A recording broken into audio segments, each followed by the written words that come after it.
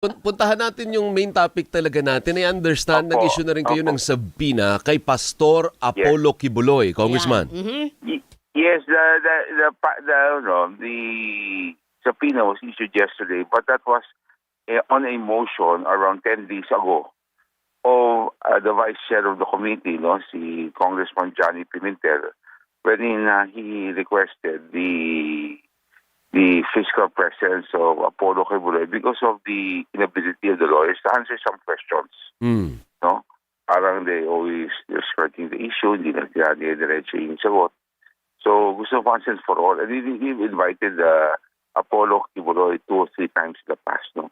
Opo. And he would not appear, and always would appear, say that he's here, or he's not well, or he's abroad. He cannot be physically present. So, a subpoena was issued on a motion 10 days ago. No? So ano pong basis, Kong? Siya bang may-ari nung SMNI? Well, Sabi niya hindi daw silang may-ari. Oo nga. That's what he's saying now.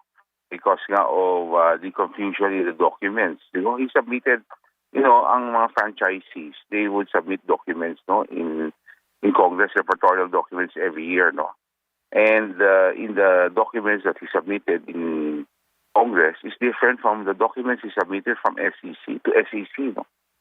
Every year, So those are the things that we're going to question. Why did they submit separate documents, and why are they different, and who is the real owner? Because now they're saying that he is not the owner of SMNI. Opo. So, ito, na-serve na po ba? At na-locate na po ba natin na-receive na ba? kung nandito po Oo. siya sa Pilipinas? Well, that's also, I think that can also be one of their claims, no? If he does not appear on March 12. That's why we decided to space it out, a little bit, kasi gusto namin para to give him ample time to prepare and to give him time. Huwag naman sabihin na binadali siyang umappear sa Kongreso. Kung marami po So, siyang mga March dahilan, 12, yeah. kung marami po siyang dahilan kung bakit siya hindi makapunta ng Senado, mayroon bang pagkakataon na ang kamera pwede bang mag-bend ang kamera at ang kamera ang pumunta doon sa kanyang Easy. kaharian doon? Hindi naman ho pwede yan.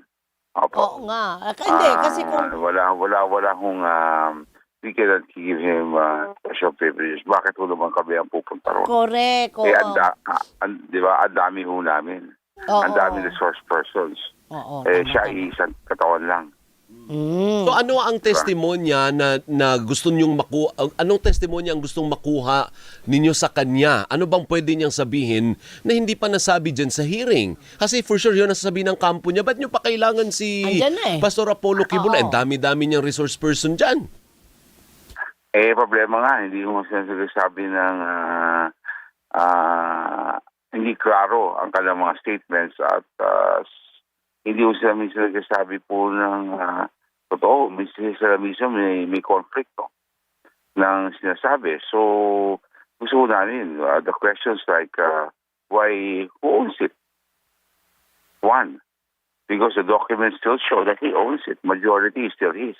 Correct. So, may mga nagpapakita na hindi, pero kami, pag mag-trace back ka, pag if you connect the dots, makikita mo that he's the Rasahan. Saka, let's face it, he's the founder of SMNI. So kung hindi po siya sumipot sa March... There is no SMNI without Pastor Kibuloy. Tama. Kung hindi siya sumipot sa March 12, anong mangyayari? Well, magkakaroon ng contempt order yan. At pwede po siyang... that will depend on the committee, but, pwede po siya pa-arresto in case hindi po siya mag-attend. Pag inaresto, i-detain dyan sa batasan. Well, to appear before the committee. Ayun. Not necessarily detention.